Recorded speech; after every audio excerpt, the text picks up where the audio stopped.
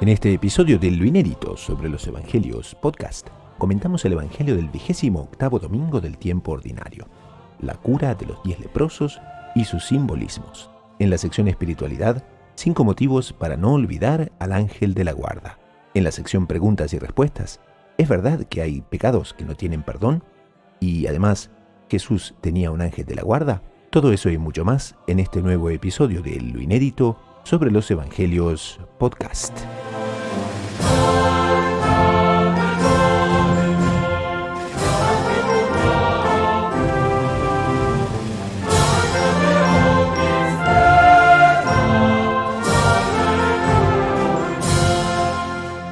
Bienvenidos a otro programa de Lo Inédito sobre los Evangelios, el podcast semanal de los Heraldos.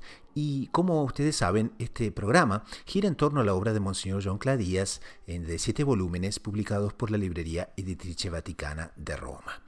La obra consta de 7 volúmenes que comentan los evangelios dominicales de los 3 años litúrgicos. Y entonces les recordamos también que los libros se encuentran disponibles en Amazon, en Google, en Apple iTunes y en todos los lugares donde puedan encontrar libros. Entonces, ciertamente se los recomendamos porque son fabulosos. En el programa de hoy conversamos sobre el Evangelio de la cura de los 10 leprosos y vamos a adentrarnos en las consecuencias, sobre todo en el simbolismo que la terrible enfermedad de la lepra nos presenta y sobre todo también consideramos esa virtud tan frágil que se llama gratitud. Pero antes les presento a los 2 participantes del programa del día de hoy, 2 de los editores de la agencia de noticias Gaudium Press. Desde Canadá nos atiende el padre Arturo Levnikian. Salve María, padre Arturo. Salve María para todos. Como ustedes saben, el padre Arturo es sacerdote de los Heraldos del Evangelio y es editor de la agencia de noticias Gaudium Press, edición inglesa, y es también misionero en Norteamérica, en Francia y en varios países. Y también tenemos desde Bogotá al doctor Saúl Castiblanco. Salve María, doctor Saúl. Salve María, hermano Gustavo, salve María, padre Arturo y a toda la querida audiencia. Un gusto saludarlos. Les recuerdo también que el doctor Saúl es psicólogo, es editor de la agencia de noticias Gaudium Press en su edición hispana y es bachiller en ciencias religiosas por la Pontificia Universidad Santo Tomás de Aquino de Roma, el Angelicum, y por la Domuni, Universidad Internacional de los Dominicanos, con sede en Toulouse, Francia. Entonces, esto puesto, vamos a leer el Evangelio correspondiente al domingo 13 de octubre del 2019, que es el 28º domingo del tiempo ordinario. Y dice: yendo Jesús camino de Jerusalén, pasaba entre Samaria y Galilea. Cuando iba a entrar en un pueblo, vinieron a su encuentro 10 leprosos, que se pararon a lo lejos y a gritos le decían: Jesús, Maestro, ten piedad de nosotros. Al verlos les dijo: id a presentaros a los sacerdotes. Y mientras iban de camino, quedaron limpios. Uno de ellos, viendo que estaba curado, se volvió, alabando a Dios a grandes gritos, y se echó por tierra a los pies de Jesús, dándole gracias. Este era un samaritano. Jesús tomó la palabra y dijo: ¿no han quedado limpios los 10? ¿Los otros 9, dónde están? ¿No ha vuelto más que este extranjero para dar gloria a Dios? Y le dijo: levántate, vete, tu fe te ha salvado. Entonces, para entrar en el tema y para situar a nuestra audiencia, quería preguntarles qué era exactamente la lepra, qué significaba en la antigüedad ese terrible flagelo de la lepra y cuáles eran también las consecuencias de ser un leproso. Bueno, hasta hoy en día el nombre lepra conserva toda su solemnidad dramática, ¿cierto? Y yo creo que todos hemos visto leprosos personalmente y es terrible ver cómo las personas no tienen partes de sus extremidades, e inclusive de su rostro, ¿no? Y aunque hoy en día evidentemente la lepra es tratable, se conoce su origen, una bacteria, la bacteria lepre, etcétera, y pues con ese conocimiento se alivia a las personas que tienen esa enfermedad, se les trata y hasta se les puede curar. No era así hace 20 siglos, ¿no? El leproso era una persona que empezaba un camino de agonía rumbo a no solo a la muerte, sino a una agonía terrible de quien se deshace en vida, ¿no? Se me viene a la cabeza el famoso caso muy conocido del Balduino IV, el rey leproso, todo un rey con todo el poder que podía tener un rey de Jerusalén, pero contagiado de lepra, no podía evitar que la enfermedad causase los estragos que causaba, ¿no? Entonces, ya desde la época de nuestro Señor, justamente se sabía que la lepra se transmitía por contacto físico. Entonces, justamente para evitar que la lepra se esparciese por el pueblo, los leprosos eran retirados del convivio social, ¿no? Inclusive, Monseñor Juan Cla, en lo inédito de los evangelios, recuerda que había un ritual específico en el cual un sacerdote del pueblo judío lo declaraba leproso, ¿no? Una cosa solemne y trágica, ¿no? Y la persona con lepra tenía que asumir esa condición y tenía que asumir ser expulsado del convivio social. Y bueno, iba a buscar el convivio con otros leprosos. El ser humano es un ser sociable por naturaleza y necesita de los otros para sobrevivir. Entonces no era solamente su dolor, su dramatismo, sino el de todos aquellos con los que convivían. Y bueno, era un camino de dolor rumbo a la muerte en un sitio exiliado. Era una cosa verdaderamente terrible. Ahora también estaba el drama físico, que el doctor Saúl nos narra también, pero también había un drama moral, porque existía la creencia que esa enfermedad se daba debido a pecados ocultos. O sea, entonces era una persona que había pecado y que por eso tenía esa enfermedad como un castigo, ¿no? Exacto, eso se creía, digamos, en aquella época se hacía una relación entre la lepra, como bien lo explicó el doctor Saúl, era una enfermedad terrible que no tenía cura, con el pecado, con una cosa terrible que no tenía cura por el momento, porque Jesús no había nacido. Y Jesús es la cura de la lepra. Y si prestamos atención en la primera línea de este evangelio, por alguna razón San Lucas quiso mencionar que Jesús estaba en camino de Jerusalén. ¿Qué quiere decir? Jesús estaba en el camino de la salvación. ¿Y él pasó por dónde? Pasó por Samaria, justamente en la tierra de la lepra, la tierra del pecado, ¿no? Samaria simbolizaba la infidelidad a la ley que por parte de los samaritanos, que se habían apartado de la ley antigua y mezclaron la ley antigua con todo tipo de supersticiones y de falsedades. Entonces, Jesús, solo en una línea, ya San Lucas ya anuncia lo que va a pasar a continuación. Jesús va por el camino de Samaria, ¿no?, que representa el pecado, y va ¿hacia dónde? Hacia Jerusalén, que es la salvación. Entonces, en ese contexto vamos a ver qué es lo que pasa, ¿no? Ahora, los 10 leprosos se habían reunido, está bien, para afrontar la enfermedad, para afrontar ese cuadro terrible. Ahí que se enteran de que Jesús curaba y se ponen en marcha para encontrarlo. Pero aquí Monseñor Sonclá nos dice de lejos, cumpliendo todos los requisitos legales, pero de lejos, ¿no? Es muy interesante eso de lejos, quiere decir que ellos tenían una cierta certeza de que Jesús los podía curar, pero no enteramente. No lo conocían, no sabían quién exactamente era Jesús. Entonces ellos no se atrevieron a acercarse porque pensaban que Jesús era un hombre, como se imaginaba en la época, ¿no?, que un hombre de justicia, ¿no?, un hombre que no aceptaría un trato cariñoso y misericordioso que Jesús vino a introducir en el pueblo judío y después en el mundo entero. Entonces ellos no se acercaron con toda la confianza que deberían tener. Me impresiona, padre y hermano, que nuestro Señor para la curación les pide un acto de fe, porque no los cura como curó a otro leproso en el acto, sino le dice, vayan donde el sacerdote. Entonces, no registra el evangelio que fueron curados en ese momento, y por el contrario, se puede suponer perfectamente que fueron curados en el camino. Entonces, estos hombres a quien Cristo les pide un acto de fe, y es vayan donde el sacerdote, aunque no hayan sido curados, tienen esa fe, tienen un primer movimiento de fe que es premiado con la curación. Porque es verdad. O sea, las curaciones de los leprosos eran rarísimas, pero existían, ¿no? Existían las curaciones milagrosas, y entonces se especificaba el ritual judío que cuando un leproso era curado tenía que presentarse ante el sacerdote. Entonces nuestro Señor les dice, vayan, porque yo ya los curé, pero no los cura en el momento, ellos son curados en el camino. Entonces tuvieron un acto de fe primero. Pero por causa de esa fe que usted menciona, ellos obedecieron a Jesús. Y entonces hicieron lo que Jesús les estaba mandando. Y eso ya era el primer paso de la conversión. No hay conversión sin obediencia, no hay conversión sin estar dispuesto a hacer lo que Jesús le va a mandar. Y en este en este contexto me gustaría apenas recordar la primera lectura del domingo, de este domingo, que es de los Reyes, ¿no? Que es la cura de aquel famoso general sirio Naamán, ¿no? Era un hombre muy importante, un gran general sirio, pero que era leproso. Tenía una tragedia en su vida, un gran problema que él no podía resolver. Y él tenía una criada, que era una joven judía, que había mantenido su fe, y entonces cuando ve que nada puede curar a su señor, le dice: en Israel hay un profeta, y ese profeta lo puede curar, ¿no? Entonces Naamán también va a Israel con una carta del rey y llega hasta el profeta Eliseo. Y curiosamente, Eliseo no aparece, ¿no?, en la puerta para recibir al general, y le manda apenas un esclavo que le dice que tiene que ir a bañarse 7 veces en el Jordán para ser curado, ¿no?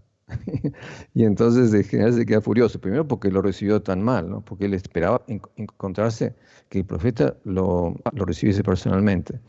Y después ir a bañarse en el Jordán, parecía una cosa tan banal que no lo tomó en serio.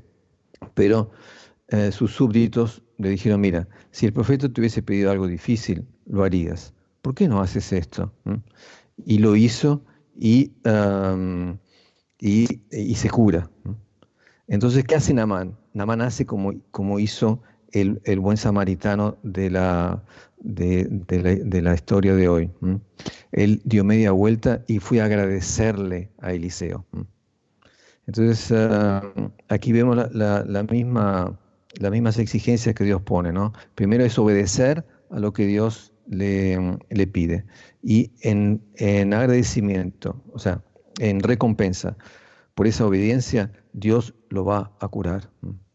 Quería preguntarles en eso justamente, porque el único que de los que es curado y que vuelve para agradecer era justamente un extranjero, era justamente un samaritano. ¿Qué pasó en el samaritano? ¿Qué se dio que él sintió que era necesario volver para agradecer? ¿Qué les parece? Se me viene a la mente, padre Arturo y hermano Gustavo, la mentalidad farisaica, porque Ujú. ellos piensan es en cumplir el precepto de la ley que los obliga a presentarse al sacerdote, pero eso no era obstáculo para que antes de ir a presentarse al sacerdote le agradecieran a Jesús.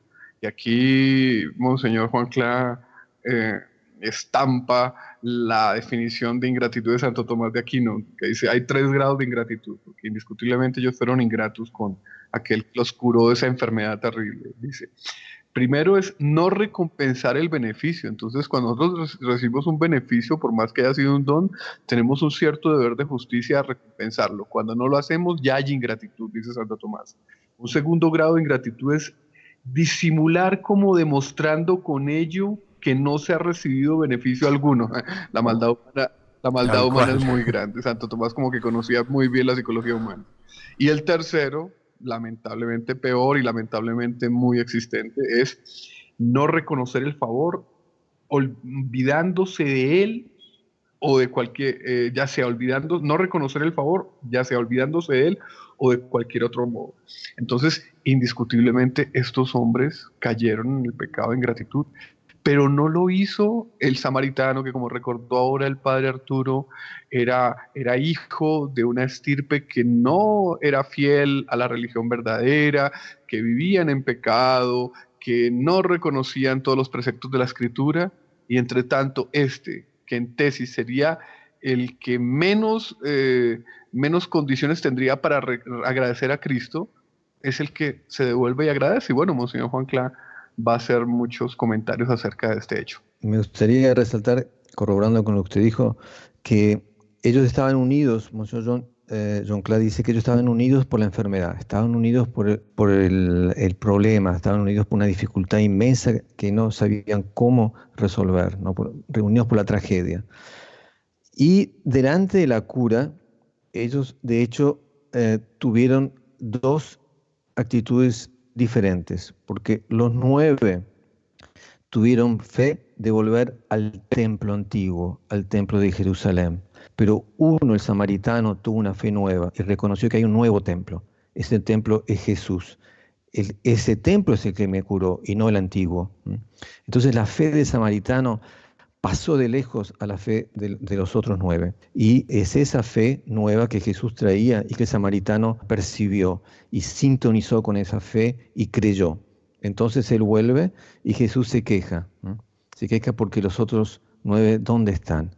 ¿Por qué no vienen también? ¿No? Ellos no tienen fe y no tienen fe en mí que yo los curé. Y se vuelve después para el samaritano y le dice, tú puedes ir porque tu fe te ha salvado. Quiere decir que ese samaritano pasó a ser un hombre salvado, ¿no? Ese samaritano se convirtió profundamente y Jesús lo salvó y lo salvó para siempre. A los otros apenas los curó de la lepra.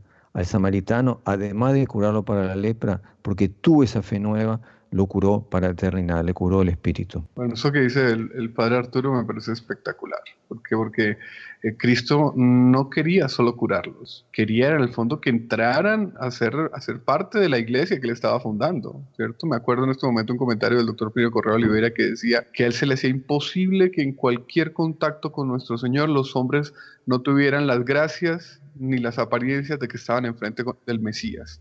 En el fondo lo que nuestro Señor les estaba diciendo es, venga, yo los curo, pero es que quiero curarles el alma, vengan a formar una sociedad conmigo, que es lo que Monseñor Juan Clara destaca en el libro Lo inédito en los Evangelios. Lo inédito de los Evangelios, lo que nuestro Señor quería era eso, lo que acaba de decir el padre Arturo, ¿no? Y entonces Monseñor Juan Clara profundiza y dice, ¿y por qué los otros 9 no hicieron eso? Y la explicación es el mundanismo.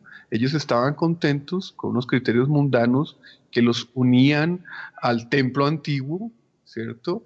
Y seguramente percibieron que lo que nuestro Señor les estaba pidiendo era romper con esos vínculos, romper con ese pasado que lamentablemente ya estaba podrido, no representaba realmente la religión verdadera y no aceptaron ese convite. Entonces cayeron en las 2 últimas formas de ingratitud, ¿no? Disimulando, simplemente olvidando el gran beneficio que habían recibido.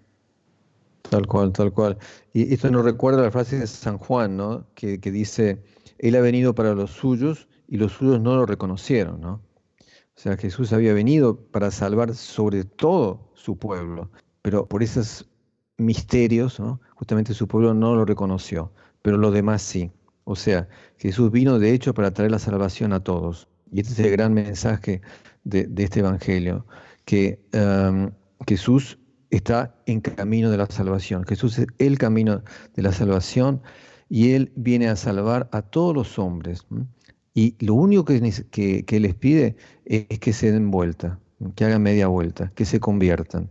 Si ellos se convierten, si el hombre pide perdón y se convierte, tiene la salvación garantizada. Ahora aquí también Monseñor Jonclá nos propone un ángulo bastante inédito, haciendo justicia al título del libro, ¿no? Lo inédito sobre los evangelios, porque él también, lo que el doctor Saúl decía sobre el mundanismo, y él dice que era una lepra moral que ellos tenían, aparte de la lepra física. Y es una lepra moral que los transformaba en ciegos de Dios y los hacía cifrar su felicidad en el prestigio social. Y que nuestro Señor, al curarlos de la primera lepra, la física, después, en el momento que viniesen y agradeciesen, quería entonces curarlos de la segunda, que era esa lepra que el prestigio social les imponía. Y eso nos parece también una meditación muy interesante para nuestros oyentes, porque aquí Monseñor Jonclá dice, eso nos debe hacer reflexionar sobre el peligro de ciertas relaciones sociales que no nos aproximan de Jesús. Entonces, Padre Arturo, doctor Saúl, ¿qué les parece? ¿Qué tendríamos que hacer muchas veces en nuestra vida cotidiana para evitar esas relaciones sociales que no nos aproximan de Jesús? Porque a veces es doloroso cortar con eso, ¿no? Claro, exactamente. El mundo tiene sus conceptos, tiene sus visualizaciones, ¿no?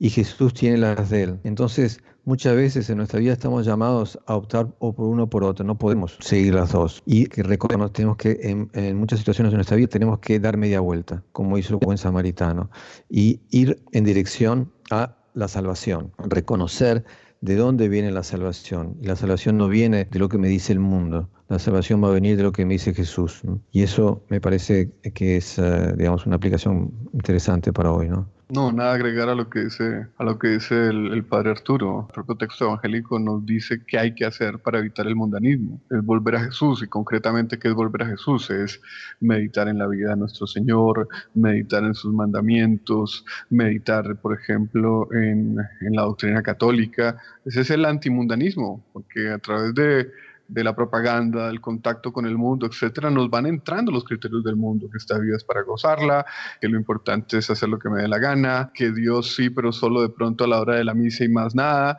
Entonces, justamente, tenemos es que acercarnos a Jesús para ser curados por esa lepra espiritual que todos tenemos. No tendremos lepra física, pero todos tendremos o lepra espiritual, o restos de esa lepra espiritual que comienzan en el pecado original, y es forzoso que para ser curados de esa, que es la peor, que es la que nos aleja, no de la sociedad, no del convivio humano, sino peor, que nos aleja de Dios, tenemos que acercarnos a Jesús para ser curados de eso, con confianza, viendo que en el momento en que la persona se entrega a Jesús, Jesús lo cura. Eso de la confianza también es un punto muy importante que Monseñor lo resalta en la conclusión, que de hecho también aquí está la confianza que el pecador tiene que tener en Jesucristo, ¿no? En otro momento, como mencionamos rápidamente, Jesús curó a un leproso tocándolo. ¿Por qué? Porque el leproso tenía una tal confianza en Jesús que Jesús se aproximó de él, porque veía que el alma de él estaba cerca del alma de Jesús. Entonces lo tocó hasta físicamente para simbolizar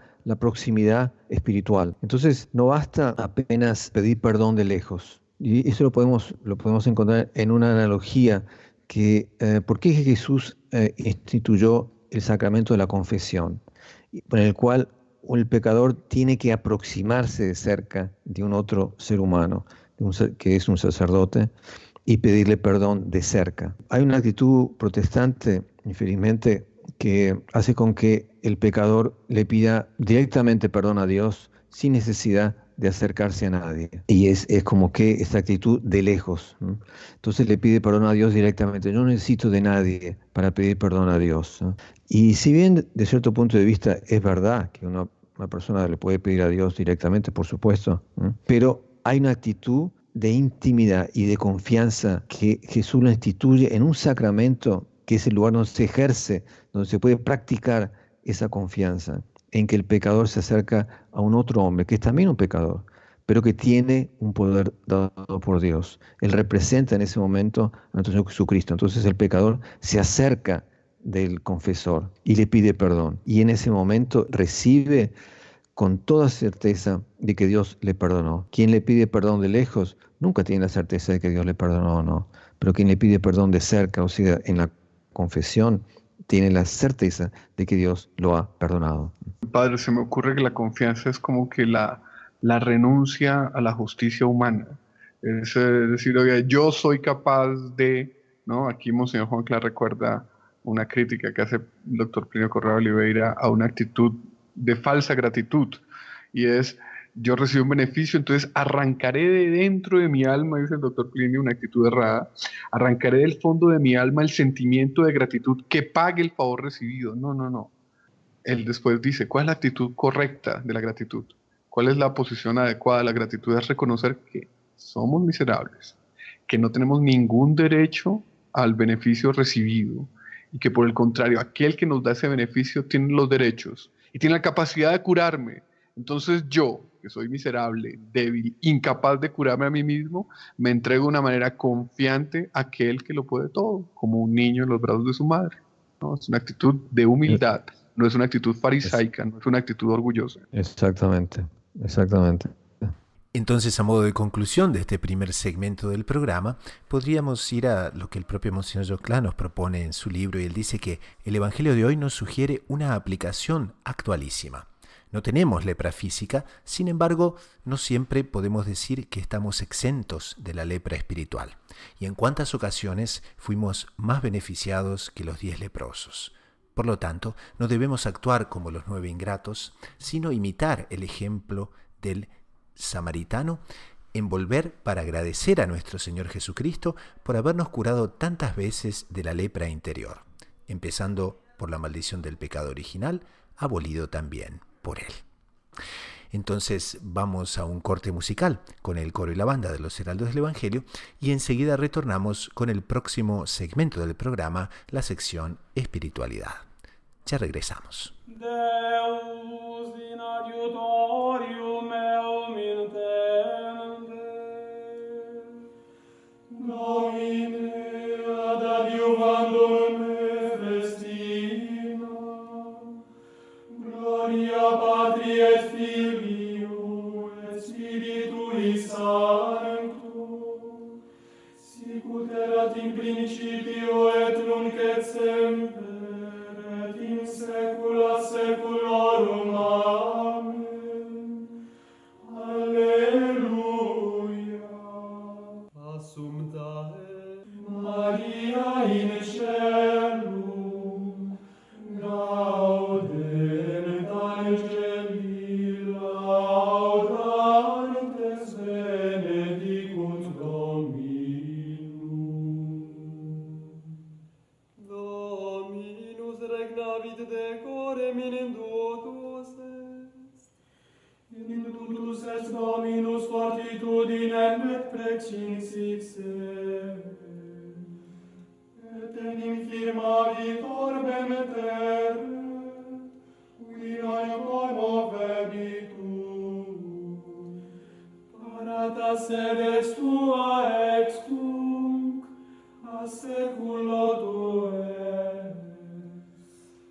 Eleva verunt flumina Domine, eleva verunt flumina vocem sua,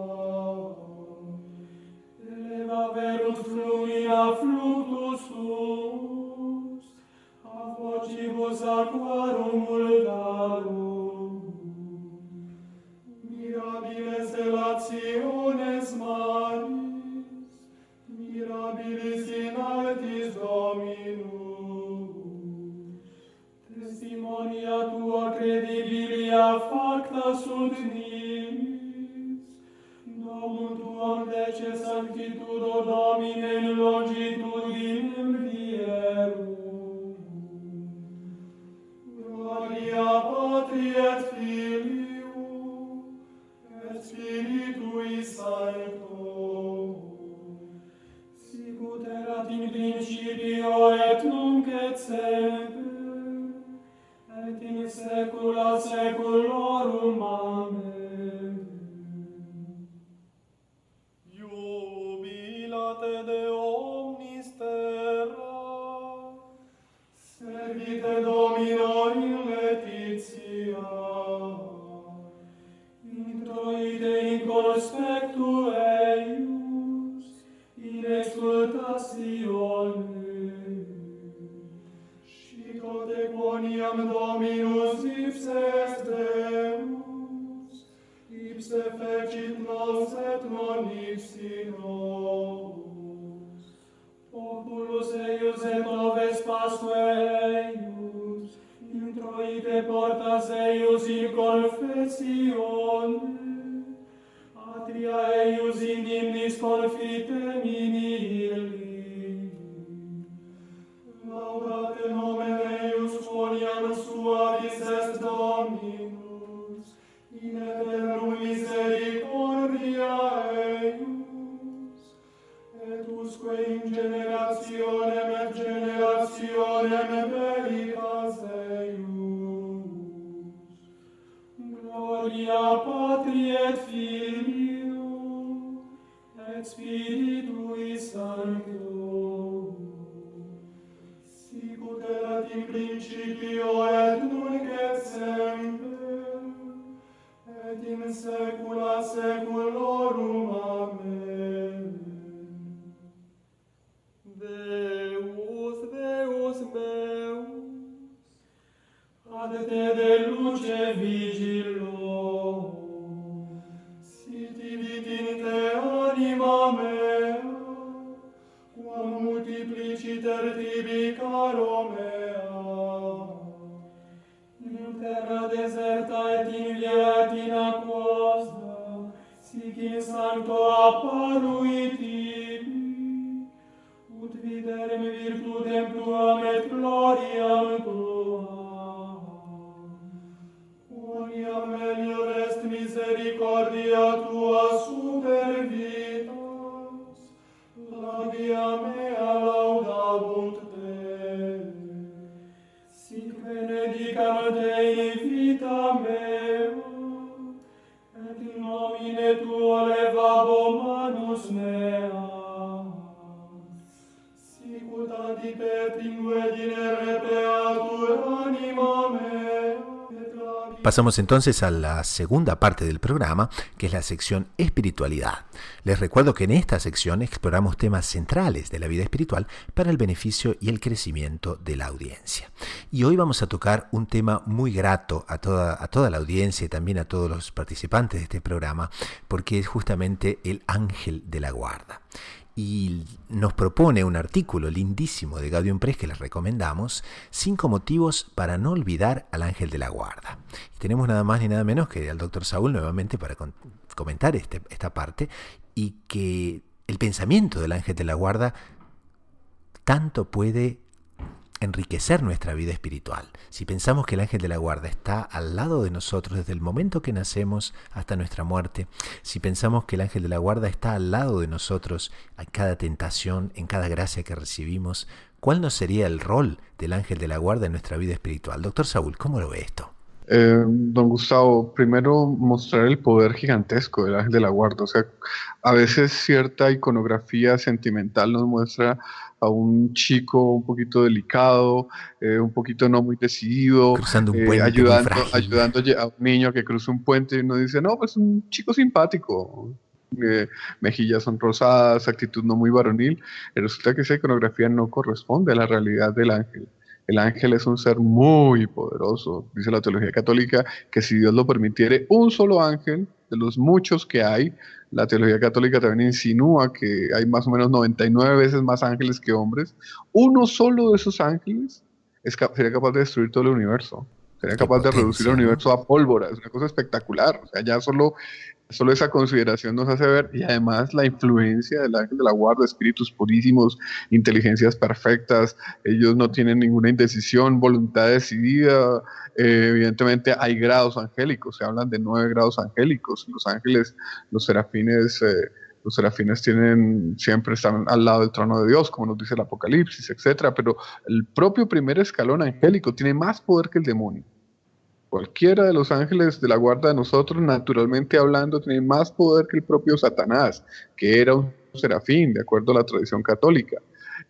Entonces, saber esa potencialidad del ángel de la guarda, y saber, como nos lo dice el catecismo en el primer punto que estamos tratando en esta sección de espiritualidad, que el ángel de la guarda nos acompaña a todos y cada uno desde el momento de la concepción. Voy a leer el punto 333 del catecismo, don Gustavo. Dice: desde su comienzo hasta la muerte, la vida humana es acompañada por su custodia e intercesión, la del ángel de la guarda.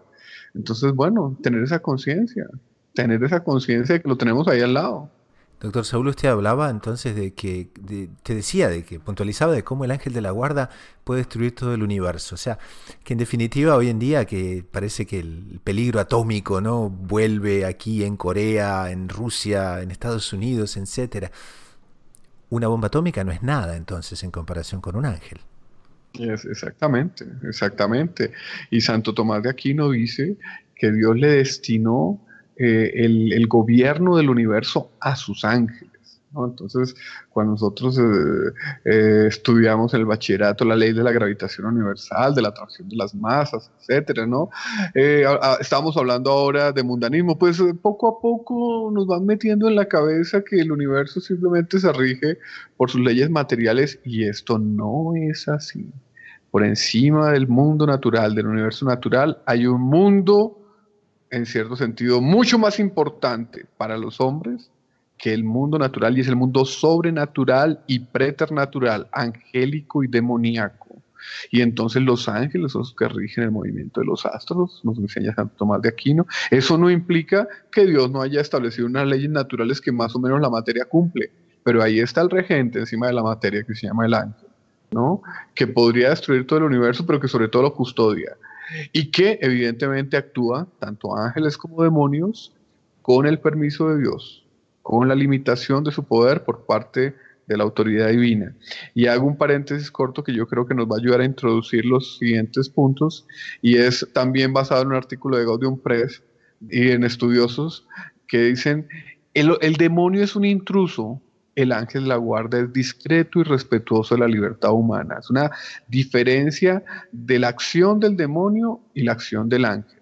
El demonio tiene tres tipos de acciones con relación al hombre sin que nos pida permiso, se entromete en nuestra vida sin pedirnos autorización. Él nos tienta, él nos puede hasta perturbar, que es una tentación reforzada, o inclusive con el permiso divino, y si el hombre da excusas, puede poseer el cuerpo humano, ¿no? Entonces él se mete, él es el constante intruso. En cambio, los ángeles no. Los ángeles respetan nuestra libertad y solo actúan a nuestro pedido. Entonces, sabiendo eso, que tenemos uno que nos custodia, que tiene un poder gigantesco, pero que es discreto, que a veces nos ayuda sin pedir nosotros esa ayuda, por misericordia divina y por su misericordia, la propia del ángel de la guarda, pero que actúa mucho más libremente y ejerciendo mucho más su poder. Cuando nosotros lo invocamos, sabiendo eso, pues la conclusión es obvia, tenemos que invocarlo. Y es lo que nos recuerda San Basilio Magno, porque él dice que cómo nos olvidamos o cómo podemos negar que a nuestro lado existe un protector poderosísimo, un pastor poderosísimo que puede conducir nuestra vida, puede ayudarnos, puede proteger en los peligros, guiarnos a cada paso, velar por nuestra persona. Y nosotros nos olvidamos de eso y ni siquiera le invocamos. Qué pena, ¿no? Lo dice San Basilio, padre de la Iglesia, lo dice el Catecismo, y el artículo de Gaudium Press recuerda que todo esto tiene base en la Sagrada Escritura, ¿no? En el Éxodo, recuerda, ¿no? Nuestro Señor le promete al pueblo: yo voy a enviar un ángel delante de ti para que te proteja en el camino y te conduzca hasta el lugar que te preparé. Respétalo y escucha su voz. Bonito, porque ahí vamos haciendo una especie de espiritualidad del ángel de la guarda. Dios nuestro Señor dice: respétalo y escucha su voz. Él se nos manifiesta. Así como el demonio tienta, así como el demonio atormenta, ¿no? El ángel de la guarda, con mucha más discreción, evidentemente con mucho más respeto por la libertad humana, pero también se hace manifiesta, se hace manifiesto. Entonces tenemos que estar atentos a la voz del ángel de la guarda, establecer un relacionamiento con el ángel de la guarda. Entonces ya dimos dos de las primeras características. La primera, el ángel de la guarda nos acompaña desde la concepción. La segunda, la existencia del ángel de la guarda no es una invención ni un cuento infantil, está fundamentada en la Biblia. Y la tercera razón, entonces, es los ángeles de la guarda son amigos próximos de los santos. Claro, el santo, como no es racionalista, el santo, como sí conoce la existencia de los ángeles y la importancia casi necesarísima de su acción, pues entonces tiene un mayor relacionamiento con el ángel de la guarda, y ese mayor relacionamiento en muchos casos de muchos santos ocasiona que los ángeles se manifiesten, ¿no? Entonces aquí está citando, por ejemplo, la visión de Santa Francisca Romana cuando vio a su ángel de la guarda, y así lo describe, comillas: era una belleza increíble, con una piel más blanca que la nieve, un rubor que superaba el enrojecimiento de las rosas, sus ojos siempre abiertos mirando al cielo. Bueno, siempre cuando santos o la propia Escritura nos describen a los ángeles, hacen descripciones parecidas a las que está haciendo aquí Santa Francisca Romana. Son seres maravillosos, o sea, Dios hace que se representen de una manera maravillosa, o sea, no podemos no dejar de creer en los ángeles de la guarda. Doctor Saúl, en una nota al margen, aquí el artículo dice que Santa Francisca Romana es patrona de los choferes, y tenemos mucha gente en la audiencia que se dedica justamente al transporte, son choferes, trabajan todo el tiempo en la calle, en las rutas. Entonces, qué interesante, ¿no? Pensar en el ángel de la guarda como protector, sobre todo de ese oficio tan peligroso, ¿no? Es tal cual, y es así, cada vez más peligroso, diría alguno, ¿no? Y saber que Él interviene en nuestras vidas más a nuestro pedido, cuando le pedimos, pues nos motiva a invocarlo, y que los choferes y todas las personas en sus profesiones, muchas de ellas con alto riesgo, invoquen el auxilio del ángel de la guarda, que, como vimos al inicio, está para eso, para ayudarnos. Vamos entonces al cuarto motivo, y es que los ángeles de la guarda nos protegen en los momentos difíciles. Bueno, es el relato, aquí en Gaudium Press está el relato de San Juan Bosco, ¿no? Que cuenta que en el día de la fiesta del ángel de la guarda, recordará a la audiencia, él tenía sus biriquinis, él les daba instrucción catequética constantemente y a veces en las buenas noches los reunía y les decía, les recordaba, les enseñaba las verdades de la fe. Entonces un día, en la fiesta del Ángel de la Guarda, les recomendó que los momentos de peligro a los niños, que en los momentos de peligro se invocasen a su ángel. Entonces, una semana, 2 niños estaban trabajando en un andamio muy alto, 2 muchachos, no eran niños, muchachos, alcanzaban materiales, lo que hacen las personas en los andamios. Y en un momento determinado la tabla se rompe y ambos, el andamio estaba muy alto, y ambos van y caen al piso. Pero uno de los dos, no los dos, solo uno, recordó la enseñanza de San Juan Bosco y solamente hizo una exclamación, y no dice el relato si fue mental o fue de viva voz, pero dijo, ángel de mi guarda. Para resumir la historia, los dos caen, los compañeros enseguida van a ver qué les pasó, los auxilian, y aquel que invocó al ángel de la guarda se levanta, de pronto un poco magullado, pero consciente, y casi que como si nada hubiera ocurrido. Entre tanto, el otro niño sí murió, ¿no? Cuenta el niño, que no tuvo mayor percance, que cuando invocó al ángel de la guarda, sintió como si le colocasen debajo de él una sábana, que lo bajara lentamente, y después de eso no recordó más nada. ¡Dale el ángel! Si decimos que el ángel tiene el poder de destruir el universo, pues el ángel tiene poder sobre la materia, eso es teología católica. El ángel lo sostuvo a raíz de su invocación, el otro no lo invocó, y lamentablemente las leyes de la naturaleza operaron en ese momento. Impresionante. Muy bien, tenemos entonces el último motivo por el cual debemos confiar en el ángel de la guarda, y es que los ángeles de la guarda son poderosos servidores de Dios. Y ahí nos habla San Bernardo Abad, que en uno de sus sermones dice que recomienda que seamos pues devotos y agradecidos a aquellos guardianes tan eximios que tenemos, que son los ángeles de la guarda, que correspondamos a su amor, que los honremos cuanto podamos y conforme debemos. Ahora, doctor Saúl, los ángeles de la guarda están ahí, son poderosos servidores. ¿Qué pasa que nosotros nos olvidamos tan rápido de los ángeles de la guarda? Yo creo, don Gustavo, que entran varias cosas. Una, nuestra mentalidad racionalista, naturalista, que solo creemos que lo que existe es lo que tocamos, pero yo creo que también hay mucha acción del demonio ahí, don Gustavo, haciéndonos evidente, el demonio quiere hacernos olvidar las cosas importantes, ¿no? Entonces, justamente cuando estamos a punto de leer algo sobre el ángel de la guarda, el demonio sugiere una distracción, y entonces no leemos aquello que deberíamos haber leído y que nos refuerza en la devoción al ángel de la guarda. Entonces yo creo que entra nuestra mentalidad naturalista, entra una mala formación o una deficiente formación catequética, y también entra acción del demonio para hacernos olvidar ese auxilio poderosísimo que tenemos a nuestro alcance, que fue dado, como decíamos al inicio, desde el momento de nuestra concepción.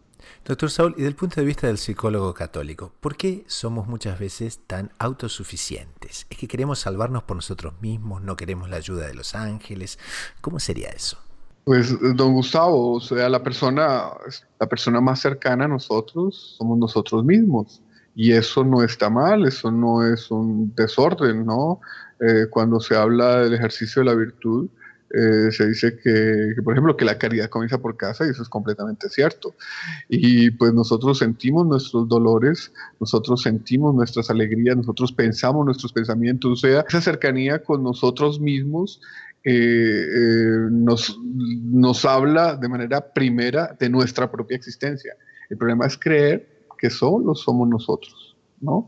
Porque cuando el niño madura, cuando el niño, por lo tanto, empieza a tener elementos para darse cuenta que él no vive solo en el mundo, para salir de su egoísmo inicial, el niño tiene que recorrer esas etapas, saber que él no llegó aquí porque él lo quiso, saber que los padres, por ejemplo, no son sino un reflejo de Dios, admirar, por ejemplo, seres humanos especiales que se encuentran en el camino de la vida y que no son sino reflejo de Dios. Entonces, él tiene que salir de un egoísmo propio a los primeros años de vida para abrirse al universo y sobre todo abrirse al conocimiento de Dios presente en el universo, y que también nos es reafirmado en el catecismo. Entonces, el egoísmo es casi que innato en el ser. pero justamente estamos llamados a trascender ese egoísmo, ese egotismo, yo, y darnos cuenta de la maravilla que y la necesidad en cierto momento del auxilio divino y también del auxilio de los semejantes para llevar, o sea, pero hay una lucha constante entre el egoísmo y el abrirse, entre el egoísmo y el abrirse. Es la definición, la explicitación de esa lucha que yo se lo escuché mucho al doctor Plinio Correa de Oliveira, es realmente algo fundamental, trascendental para la vida de todo hombre. La gran lucha, por ejemplo, San Agustín decía, no hay dos caminos, sino el olvido de Dios hasta el encumbramiento absoluto y endiosamiento absoluto de sí mismo, o lo contrario, el olvido de sí mismo hasta el reconocimiento de la autoridad de Dios. Pero eso planteado en términos plinianos lo podríamos decir así. Hay dos caminos, el del que se encierra y el del que se abre al orden del universo. ¿Cierto? El que se encierra es yo, y el demonio fue eso, yo tan lindo, yo tan bello, yo serafín, yo, y resulta que ese yo tenía que vivir en relación con el universo entero, que en el fondo es un reflejo de Dios nuestro Señor, vivir en relación con Dios directamente y con Dios a través del universo, y no hizo eso. Solo hay dos caminos, el del que se encierra o el que se abre a la maravilla del orden del universo. Muy bien, doctor Saúl. Entonces, para concluir esto, podemos terminar con lo que dice San Bernardo Abad, que es muy aplicable, ¿no?, a estos tiempos en que la gente tiene tantos miedos, tiene tanta ansiedad, tenemos tantas, en fin, dificultades, ¿no?, con nosotros mismos. Y dice, ¿por qué nos asustamos? Esa es la pregunta que nos hace San Bernardo Abad. ¿Por qué nos asustamos? Pues los ángeles nos guían en nuestros caminos, no pueden ser vencidos ni engañados, y menos aún pueden engañarnos, son fieles, prudentes, poderosos. Basta que los sigamos para que estemos unidos a ellos y viviremos así a la sombra del Omnipotente. Impresionante, Gustavo, impresionante esa afirmación de San Bernardo, ¿ah? Muy osada, porque uno diría, no, quien no está conmigo está contra mí. En el fondo, quien está con Cristo no debe nada temer, y así lo dice la Escritura muchas veces. Pues San Bernardo además dice algo hasta más osado.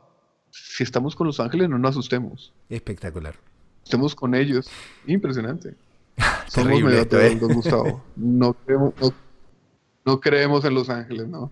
No creemos en los ángeles. Bueno, entonces creamos, para crecer en esa fe, terminamos con la oración del ángel de la guarda, que seguramente nuestra audiencia va a valorar muchísimo y les recomendamos a todos. Y que dice, Santo ángel del Señor, mi celoso guardador. Si a ti me confió la piedad divina, siempre me rige, siempre me guarda, siempre me gobierna y siempre me ilumina. Amén. Recemos entonces a los ángeles de la guarda y veremos ciertamente grandes cosas ocurrir en nuestra vida.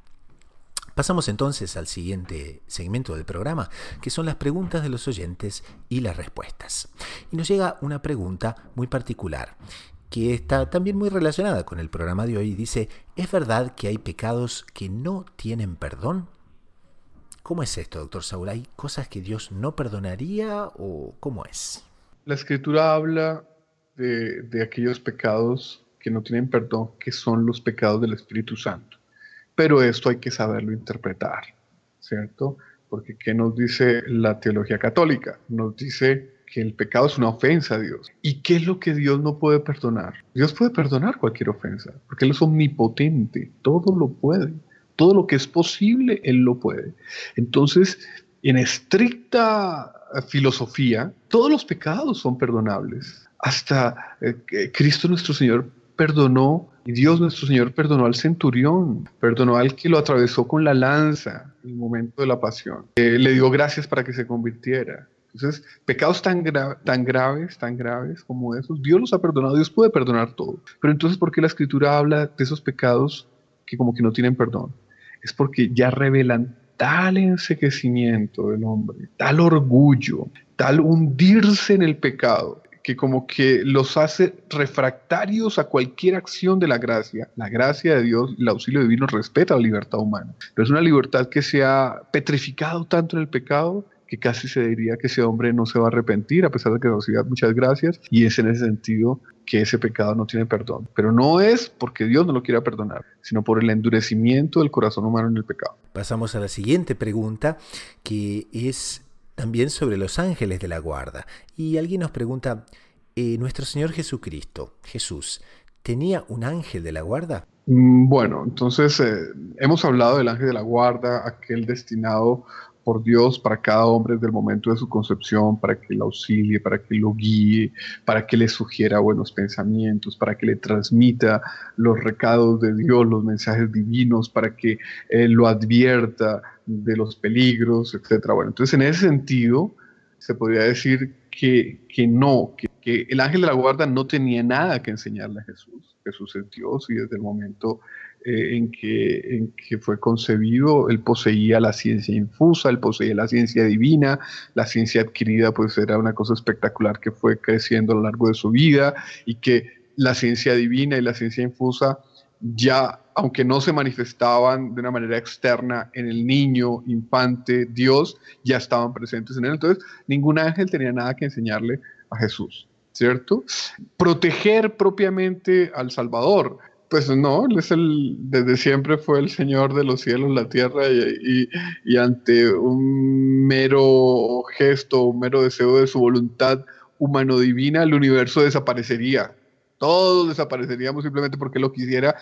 A los 13 años, cuando jugaba, parece que con San Juan Bautista. Entonces, propiamente protegerlo de algo de que él no hubiera podido ser protegido o protegerse a sí mismo, no. Pero evidentemente la Sagrada Escritura habla muchas veces de la presencia de los ángeles con Jesús nuestro Señor, ¿no? Entonces, cuando, por ejemplo, fue consolado por ángeles después de las tentaciones del demonio del desierto, o cuando específicamente el artículo de Gaudium Press menciona de cuando un ángel al inicio de su pasión en el huerto de los olivos le llevó una bebida misteriosa que lo consoló. Pero usted no está entrando en contradicción, porque usted está diciendo que él no necesitaba nada por ser Dios, pero usted está ahora diciendo que la Escritura lo afirma, que un ángel le llevó algo que lo consoló. Sí, pero justamente en esos momentos como que se suspendían ciertos efectos de la divinidad en la humanidad de Cristo. ¿Para qué? Para que el dolor fuera realmente terrible, ¿no? Y fuera muy auténtico. Y es el dolor del temor del sacrificio terrible que él iba a sufrir, el que le causó ya sudar gotas de sangre, ¿no? Y entonces ciertos efectos de la visión beatífica de su alma, en la que vivía constantemente, porque el alma de nuestro Señor vivía en esa visión, y ciertos efectos de la plenitud de la divinidad, como que por decisión divina fueron suspendidos, y en ese momento un ángel lo consuela en su humanidad. Pero bueno, entonces en ese sentido, más que ángel de la guarda, lo que nuestro Señor tiene es a toda la corte angélica, y tuvo la corte angélica a su disposición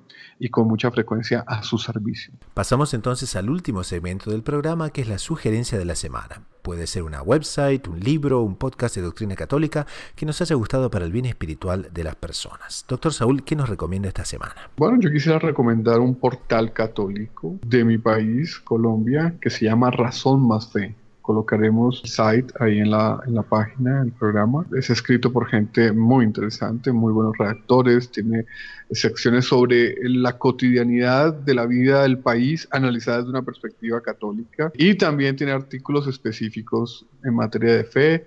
Tiene artículos sobre familia, cultura, vida, testimonios. Realmente es un sitio web muy bien realizado que da excelentes orientaciones sobre diversos temas a cualquier persona que lo quiera consultar. Entonces colocamos en la nota del programa razonmasfe.com. A quien les habla le gustaría recomendar un clásico, y entre tanto es un clásico que no tiene límites, pues habla permanentemente de Nuestra Señora y nunca se puede conocer suficientemente, o nunca se puede decir que se conoce todo sobre Nuestra Señora. Entonces les recomiendo Las Glorias de María por San Alfonso María de Ligorio. Son realmente notas absolutamente fabulosas que van a deliciar a la audiencia con todo lo que tiene que ver sobre la Madre de Dios. Y con esto, en nombre del equipo de producción y de quien les habla, el hermano Gustavo de los Heraldos, nos despedimos hasta dentro de una semana. Así que a rezar mucho, a perseverar con confianza, con los ojos en la Eucaristía y en María Santísima, a la búsqueda incansable de descubrir siempre más lo inédito sobre los Evangelios.